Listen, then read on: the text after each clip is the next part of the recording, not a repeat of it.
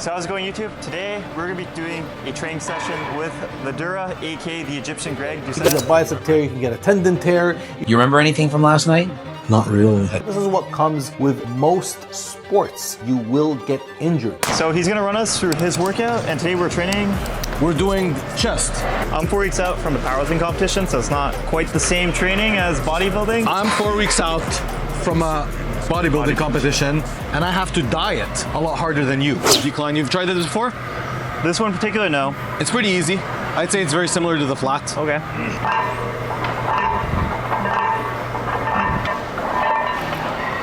Lightweight? The range of motion doesn't feel like all that much. Which is good, no? Is it? Less for more?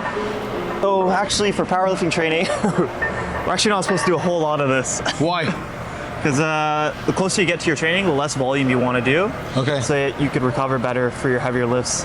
Okay, interesting. So what age did you jump on? 24. Yeah, I think it was actually pretty late. I wanted to win the Egyptian nationals as a natural, and I figured, like I always set these certain weird milestones, like, okay, if I win the Egyptian nationals as a natural, then I'm gonna jump on.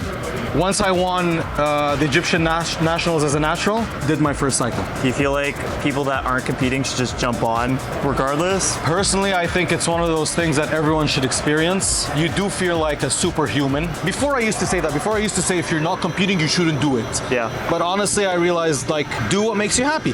Have a good coach or do your reading yourself. My question to you is, most bodybuilders say that most people are lacking the upper chest, and I noticed you're starting with the lower chest. What's your reasoning behind that?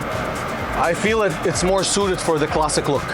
In the past, was that like your... No, in the past I'd always do chest, try to make it as full as possible.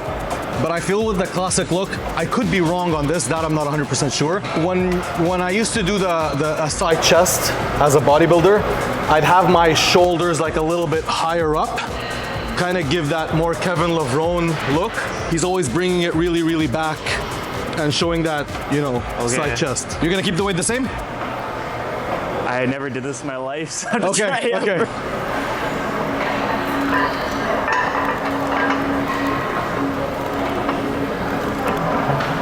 That was 11? I have no idea. Should I try 5 plates? Do you want to go for it? No, my powerlifting is like, yeah, let's do 5 plates, but also my prep's like, hell no. Okay. This made me a little nervous. You benching on prep 4 weeks out? You or me? Nervous for you. Nervous for me. Yeah. Let's start. Let me do 1 besides the 2, so we'll do 3 just in case. No, I think we're okay. Do something like the barbell bench press in your training, or just better alternatives to this? For muscle growth, I've learned with years, these exercises are, I know I'm gonna get a lot of hate for this, but these are useless in terms of muscle growth.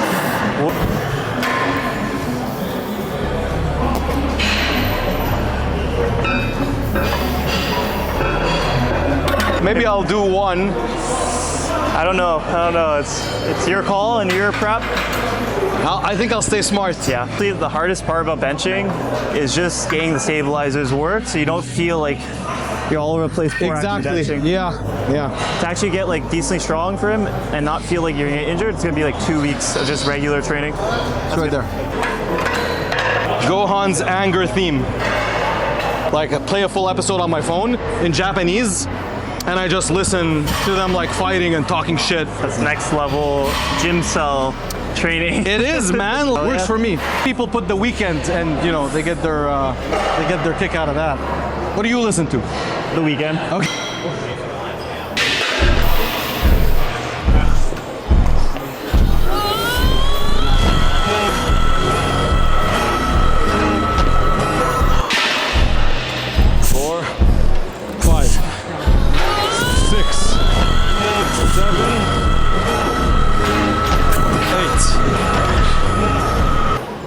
Okay.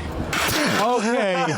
All right, I see what he's doing. Yo, that's on creatine too. Okay, let's put another plate.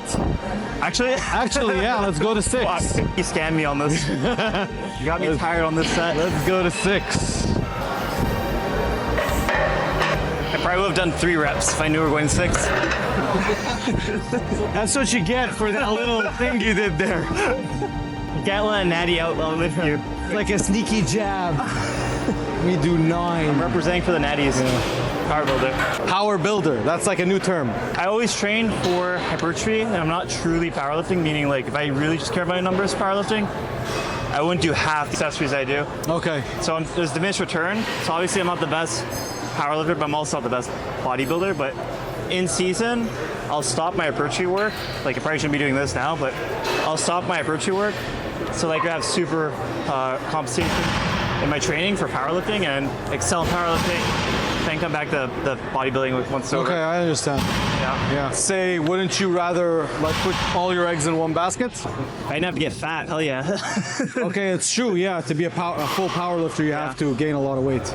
Even for my height, I should be at least 230. Like that's the lowest.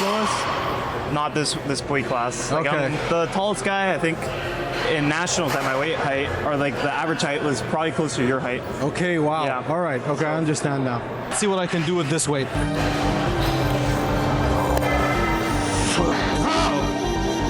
Easy. 3, let's go. Let's go. Up. Let's go.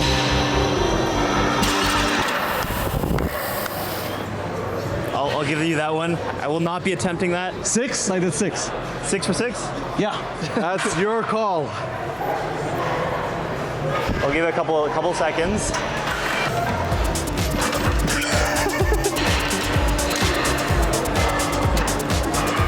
No. A big win for the enhanced lifters. I don't know if you want to play that game.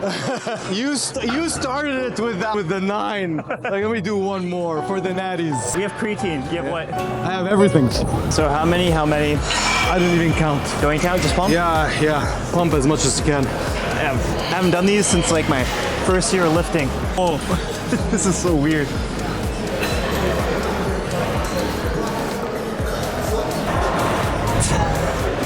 We're doing push-ups? Push-ups, yeah. What is your real name? Durrah. Actually. That was just like a nickname, Durrah, the Durrah. No, it's actually my last name. But usually like back home, because there's like a lot of Alis, Muhammads, Mahmoods, Mustafas. Yeah. So Al means the, actually. My Instagram, the Durrah, is actually a translation of Al Durrah. See, the only difference between the Durrah and I is he has a better tan. Yeah, We're in a gray. I'm just a little bit darker. That's It's just a tan, everything guys. else is the same thing. No, we're the same body composition. Hold on, wait. Say that. Now we're talking.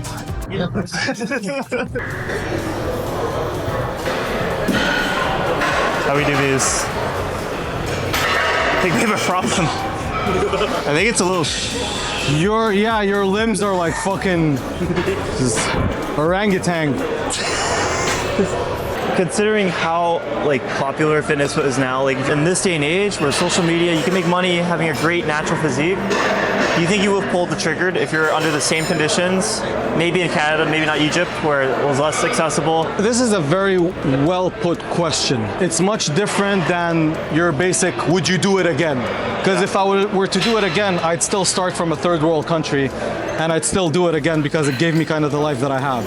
But if you're telling me like if I started off in Canada, for example, knowing how the fitness industry is now, where you can be very successful as being a natural, and it more so depends on the content that you produce and your personality. It would take me a little more convincing. And if I start my journey in fitness as a natural and I see my social media getting traction and like I started making money as a natty, I think I wouldn't do it. This is how to crush your ego, flex with the IFBB Pro bodybuilder. The legs are looking peeled. Ooh, almost cramped.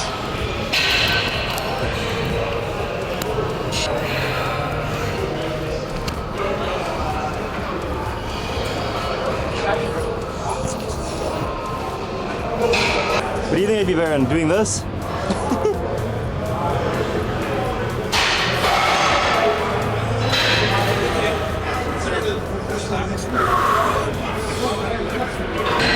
Lift your arm more, a little bit up, and bring it back. Yes. And then drop it a little bit. And turn. No. Higher. Yeah.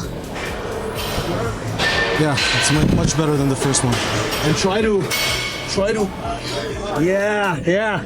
So you see your chest striations there. I can't breathe, but yeah.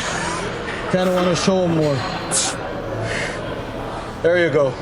I would say do the men's physique pose. I think because you're very tall, and I can already tell you have a very small waist, especially once you lose the fat. Like all this here is just gonna go, and you have broad shoulders. I think you'd be better. Physique? Yeah, for men's physique. They're not as bad as you say they are. They're pretty bad. Yeah, we don't want any ball sack pop-outs. Either, like, they're kind of well proportioned with your body. They're not. You have good calves. So what I would suggest you do before making the decision, work on your inner thighs. The adductors? Yeah, and those are easier to build Yeah. with the inner thigh machine. This area specifically took a massive hit when I started dropping weight because I lost 12 pounds for this prep. So I feel like once I get back to normal training, this area will kind of get bigger again, thicker. Shit is what I'm talking about. Like, No, I don't see it. I think it's in your head. I know what you're saying, but it's not as bad. Like honestly, I thought it would be like way higher, like till here. they're just not maybe developed enough with specific. Yeah, training. I think it's just that. I don't think you have short Really? short muscle quads. No, I thought your legs would be worse. His hamstrings have a big issue though.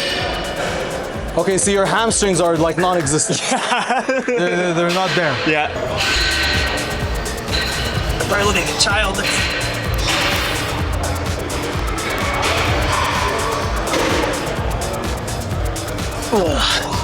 Get the good angle, Kevin. Thank you, the Durrah, for the video. Yeah, absolutely. If you guys want to follow the Durrah, A screenshot of it somewhere in the video. Please give me a subscribe, guys. Thanks for watching. peace.